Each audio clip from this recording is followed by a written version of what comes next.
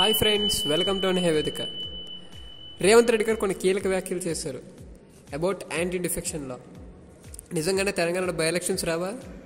And by elections రాకపోతే ఎందుకు రావు? ఇది 10th షెడ్యూల్ ఆఫ్ ఇండియన్ కాన్స్టిట్యూషన్కి అగేన్స్ట్ అవుతుందా? అండ్ సుప్రీంకోర్టులో కేసు ఉన్నప్పుడు ఆయన ఈ వ్యాఖ్యలు చేశారు. యాక్చువల్లీ రేవంత్ రెడ్డి గారు బీఆర్ఎస్ని డిఫెన్స్లోకి నెడదామని కీలక వ్యాఖ్యలు చేశారు. కానీ పోయి ఆయన ఇరుక్కున్నారు. అండ్ ఇది కొంచెం మిస్ఇంటర్ప్రిటేషన్ కూడా జరిగింది.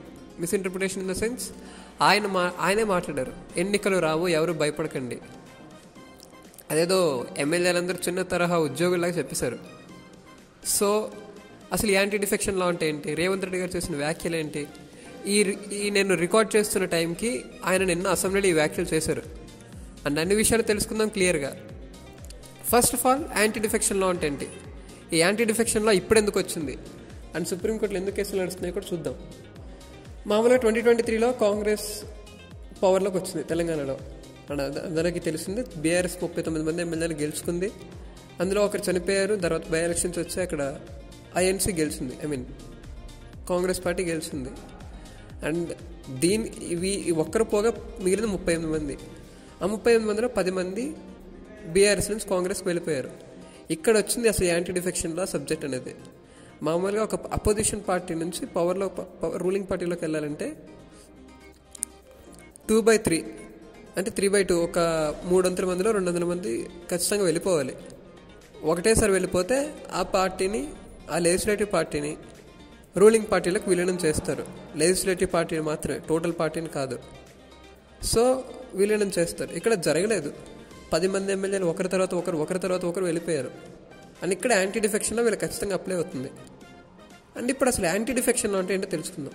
The anti defection law 1985. ఇది 1985 52nd అమెండ్మెంట్ ద్వారా తెచ్చారు యాంటీ డిఫెక్షన్ లా అనే సబ్జెక్ట్ని. అకార్డింగ్ టు దిస్, ఎవరైనా ఎమ్మెల్యే పార్టీ మారితే తన మెంబర్షిప్ అనేది ఆటోమేటిక్గా డిస్క్వాలిఫై చేస్తారు తనని. అండ్ ఇది స్పీకర్ చేతిలో ఉంటుంది. తను రిజైన్ చేసి వెళ్ళకపోతే మాత్రం ఖచ్చితంగా డిస్క్వాలిఫై చేస్తారు. అండ్ ఈ డిస్క్వాలిఫై చేసే ప్రాసెస్లో స్పీకర్ దీన్ని చేయలేదు. అండ్ దీని విషయంలోనే బీఆర్ఎస్ పార్టీ కోర్టుకు వెళ్ళింది. People like Danam Nagender. So Danam Nagender గారు లాంటి వాళ్ళు ఏం చేస్తారు, వెళ్ళి డైరెక్ట్గా పార్లమెంట్కి కంటెస్ట్ చేశారు. ఆయన మెంబర్షిప్ అనేది ఆటోమేటిక్గా డిస్క్వాలిఫై అవ్వాలి, కానీ చేయలేదు అది కూడా. అండ్ సుప్రీంకోర్టు అప్పట్లోనే సెక్రటరీని ఒక 1 month బ్యాక్, ఇది 28 February 2025, ఈ టైంలో కొన్ని క్వశ్చన్స్ కూడా రేస్ చేశారండి. దాన్ని March 20కి పోస్ట్పోన్ చేశారు. అది కూడా మెల్లిగా పోస్ట్పోన్ అయింది.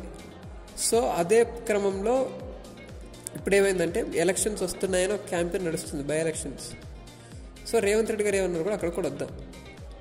But before that anti defection law ప్రకారంగా వీళ్ళపైన యాక్షన్ తీసుకోలేదు స్పీకర్. ఇదే టైంలో సుప్రీంకోర్టు కాస్త ఆగ్రహం వ్యక్తం చేస్తూ, మీరు ఎందుకు తీసుకోరు? మీకు టైం అంటే ఎన్ని రోజులు కావాలి? 5 years కావాలా, 10 years కావాలా? అసెంబ్లీ టెన్యూర్ అంతా అయిపోయే వరకు రిజిగ్నేషన్స్ని, డిస్క్వాలిఫికేషన్ లెటర్స్ని పెండింగ్ పెడతారా అని చెప్పి గట్టిగానే క్వశ్చన్ చేశారు. అండ్ దీంతో ఈ క్యాంపెయిన్కి మరీ ఇంకా ఎక్కువగా ఊతం లభించింది, బై ఎలక్షన్స్ క్యాంపెయిన్కి. అదే ప్రాసెస్. సో ఇప్పుడు రేవంత్ రెడ్డి గారు ఏమన్నా చూద్దాం ఈ విషయంలోనే. క్లియర్గా ఆయన ఒక మాట అంటున్నారు, ఎలక్షన్స్ రావు, ఎవరు భయపడకండి అని.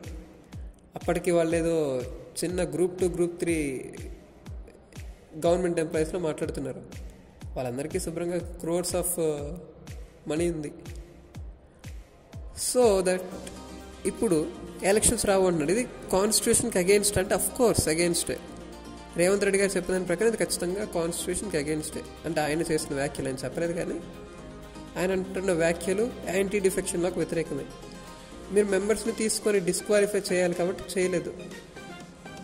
So for that Revanth Reddy చేసిన కొన్ని కీలక వ్యాఖ్యలు నిన్న ఏవైతే ఆయన అన్నారో మేము తీసుకున్నాం.